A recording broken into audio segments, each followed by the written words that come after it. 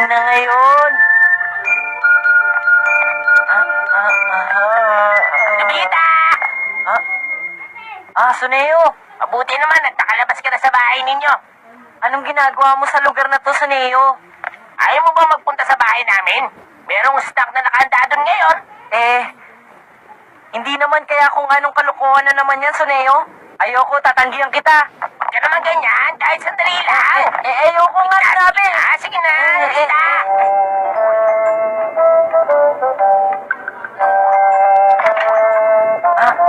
Salamat sa paghihintay.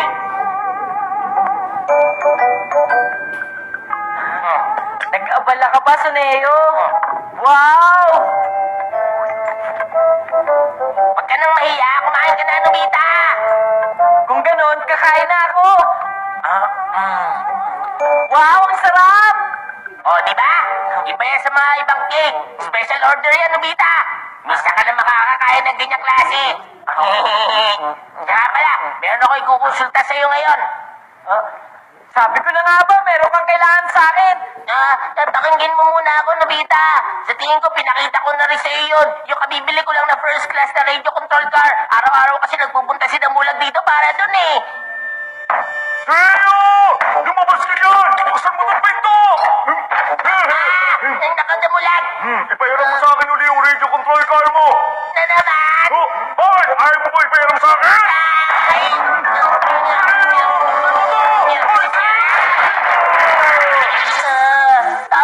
Tapos yung aking radio control car ko, kinuha niya!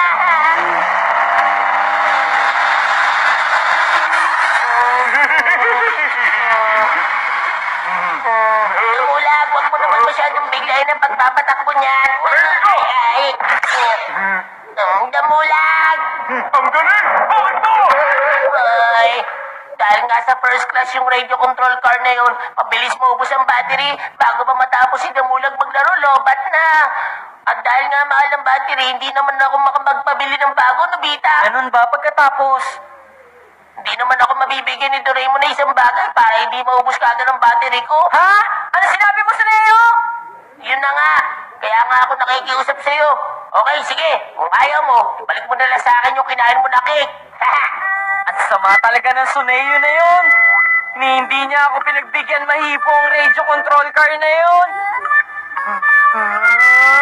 Talagang hindi ko siya pagbibigyan sa gusto niya mangyari.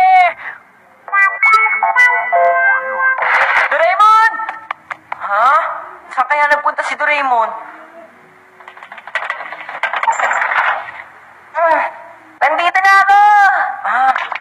Saan ka nang galing, Doraemon? Nagpunta ako sa 22nd Century Department at kinuha ko ito. Feeling Energy Cylinder! Para saan naman yan? Ito ay ang... Nobita! Ito! Opo! Mukhang magagamit ko na ang isang ito ngayon.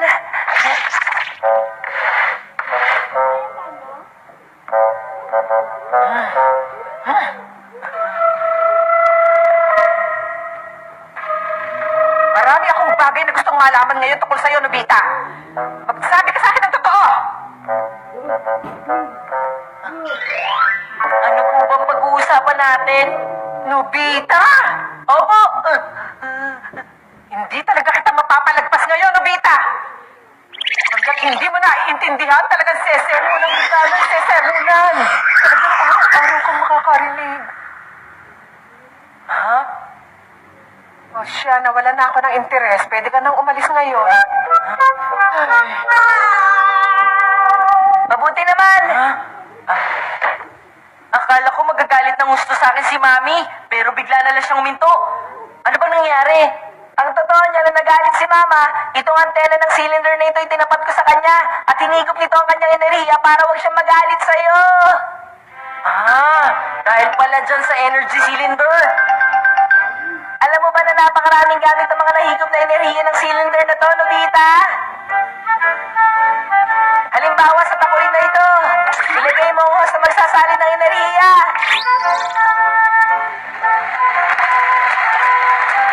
Ang galing naman!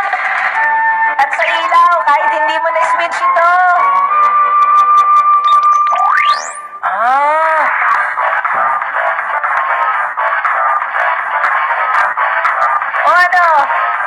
Magaling na enerhiya yan. Hoy, Doraemon! Makakapagpatakbo din ba yan ng remote control? Oo naman! Pero saan ba merong radio control car, Nobita?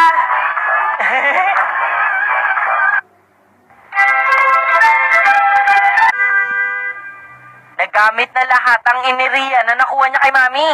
Enerhiya ng mama mo? Kasi ang cylinder na ito ay kailangan masuplay ng enerhiya na manggagaling sa galit ng isang tao, si Neo. Enerhiya galing sa galit ng tao? Kumusta kayo? Anong ginagawa niyo dyan? Ha? Shizuka! Suneo, sinaulo ka sa lalo! Bastos ka!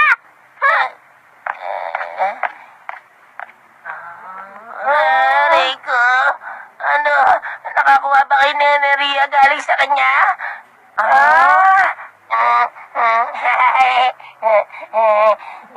Nakalimutan ko! Angal, ang babagal nyo kasi. Ano nang gagawin natin ngayon? Ay? Ayos! Nakuha ko yung energy mo ngayon, si Neo! Eh di kung gano'n, makakalaro na tayo ulit! Oo, Nobita, pero matagal pa bago pa tumapuno. Kanino kaya tayo kukuha? Sino ang makakapuno ng energy niyan? Ang makakapagpuno ka ganyan?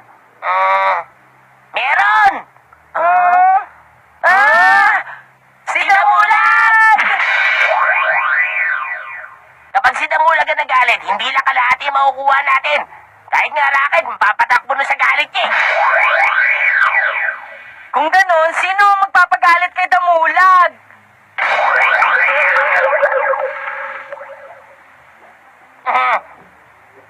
Good luck sa inyong dalawa, Nobita, ha? Bakit ba parati sa akin na lang kasi pinapasa ang bagay na mahirap gawin? Ayan na siya! Uy! Ang ganda ng panahon ngayon! Ang ganda yata ng mood niya. Naglilibot din ba kayong dalawa ngayon, ha? Oo, parang gano'n na nga.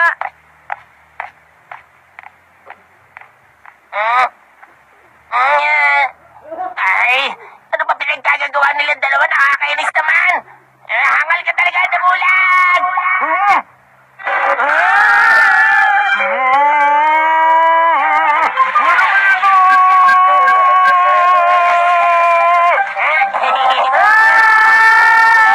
Kung tayong tumakbo, ay kuminati ng energy na!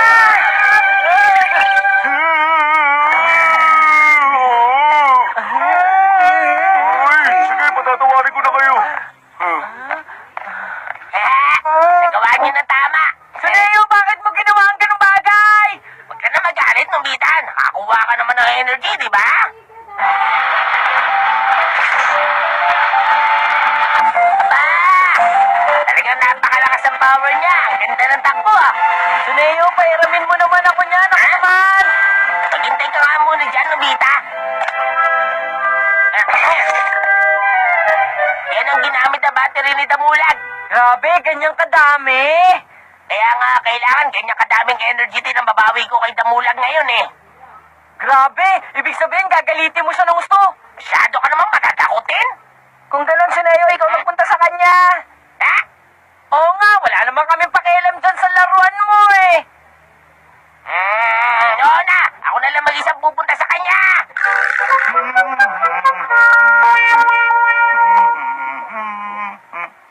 Uy, si Rio!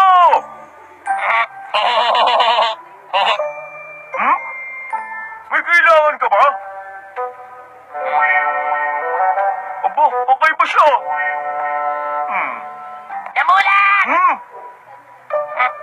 Ay! Aba, loko ka, ha?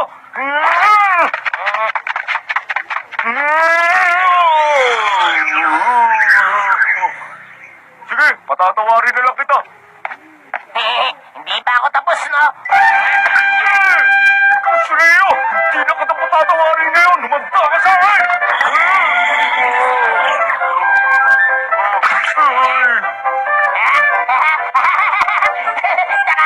Nakakatawa siya tingnan. Natalo kita ngayon, Damulag. Buti nga sa'yo, be. Ang pangit mo, mukha kang puwet. Hindi mapapatawad!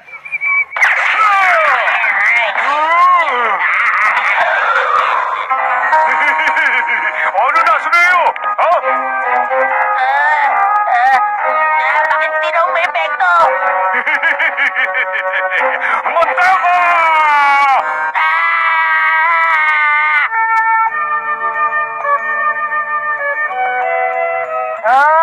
Puno na naman kasi ng energy to. Kaya hindi na to makakahigo pa, Nobita. Makakapaglaro pa naman siya hanggang gusto niya, di ba? Hindi niya pa kaya. Tayo na lang maglaro ngayon.